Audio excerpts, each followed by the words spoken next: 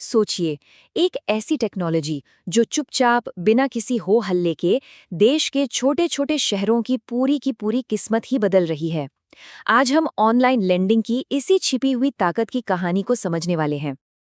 अब ये सवाल सुनने में थोड़ा बड़ा लगता है ना? लेकिन यही वो गुत्थी है जिसे आज हम सब मिलकर सुलझाने वाले हैं और यकीन मानिए, इसका जवाब चौंकाने वाला हो सकता है।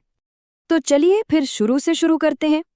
इस पूरी कहानी के केंद्र में है एक ऐसा फाइनेंशियल इनोवेशन जिसने उधार लेने और देने के कह सकते हैं सारे नियम ही बदल डाले। तो ये पीयर टू पीयर या P2P लेंडिंग आखिर है क्या भला?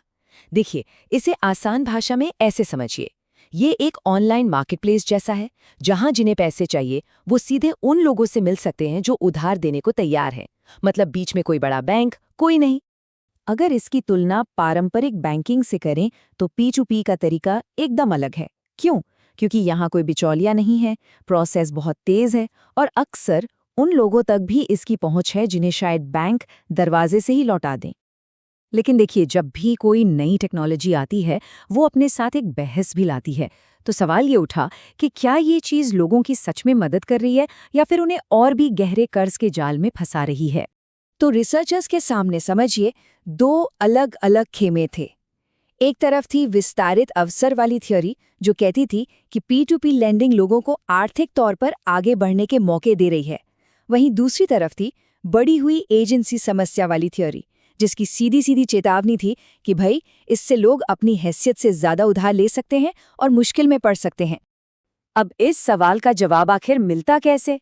तो रिसर्चर्स ने फैसला किया कि वो बड़े पैमाने पर डेटा को खंगालेंगे। समझिए, जैसे पूरे देश का एक आर्थिक एक्सरे करने की ठान ली हो।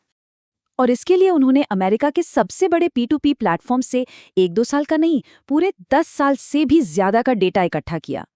हम बात कर रहे हैं हजारों जिप कोड्स में फैले हुए लाखों लोन्स की। मतलब ये कोई छोटा मोटा अध्ययन बिल्कुल नहीं था। तो जब डेटा सामने आया तो शुरुआती नतीजे एकदम साफ थे। जिन इलाकों में P2P लेंडिंग का इस्तेमाल ज्यादा हुआ, वहां बेरोजगारी में 58% की कमी देखी गई, जबकि कम इस्तेमाल वाले इलाकों में ये आंकड़ा 51% पर था। और सिर्फ यही नहीं, आमदनी बढ़ने के मामले में भी बिल्कुल यही पैटर्न देखने को मिला। तो पहली नज़र में तो डेटा एक ही कहानी कह रहा था कि P2P लेंडिंग लोकल इकोनॉमी के लिए फायदेमंद है। ऐसा लग रहा था कि वो विस्तारित अवसर वाली थ्योरी वो सही साबित हो गई। लेकिन यहीं पर कहानी में एक जबरदस्त ट्विस्ट आता है। जब रिसर्चर्स ने सिर्फ ऊपरी सतह को नहीं बल्कि डेटा की गहराई में उतर कर देखा, तो उन्हें कुछ ऐसा मिला जिसकी किसी ने भी कल्पना नहीं की थी। उन्हें पता चला कि ये जो भी अच्छा असर दिख रहा था ना, वो P2P लोन्स के एक बहुत बहुत ही छोटे से हिस्से की वजह से था। बाकी सब कह सकते हैं बेअसर था। कितना छोटा? सिर्फ 2.5%। जी हाँ, कुल P2P लोन्स का बस इतना सा हिस्सा, वही इस पूरी कहानी का असली हीरो था। इस चार्ट को देखकर अंदाजा लगाइए कि ये हिस्सा असल में कितना छोटा है। ये देखिए, 76% लोन तो सिर्फ पुराने कर्ज चुकाने के लिए लिए गए थे। लेकिन वो जो नन्हा सा 2.5% का टुकड़ा है ना, वो था बिजनेस लोन्स का। और सारा का सारा जादू बस वहीं छिपा हुआ था। और नतीजा एकदम हैरान कर देने वाला। बिजनेस लोन्स का लोगों की आमदनी पर सीधा और जबरदस्त पॉजिटिव असर दिखा, और दूसरी तरफ बाकी सारे के सारे लोन्स का असर नेगेटिव था। यकीन करना मुश्किल है ना? पर सच यही था कि सारा का सारा आर्थिक फायदा सिर्फ और सिर्फ उन छोटे कारोबारियों से आ रहा था जो ये लोन ले रहे थे। तो चलिए, अब इन बड़े बड़े आंकड़ों की दुनिया से थोड़ा बाहर निकलते हैं और जरा उन उद्यमियों की दुनिया में झांकते हैं जिन्होंने असल में ये लोन लिए थे। देखिए, ये असर सिर्फ नक्शे पर दिखने वाले कुछ नंबर नहीं थे। जब रिसर्चर्स ने एक एक बिजनेस मालिक की फाइनेंशियल लाइफ को करीब से देखा, तो वहां भी बिल्कुल यही पॉजिटिव कहानी दोहराई जा रही थी। हुआ ये कि इन बिजनेस लोन्स ने उद्यमियों के लिए एक तरह का कामयाबी का चक्र बना दिया था। सोचिए, वो एक लोन लेते जिससे उनकी आमदनी और क्रेडिट स्कोर सुधरता, फिर इसकी वजह से उन्हें भविष्य में और भी बेहतर शर्तों पे लोन मिलता, और इससे उनका बिजनेस और बढ़ता जाता। एक पॉजिटिव साइकिल शुरू हो जाती थी।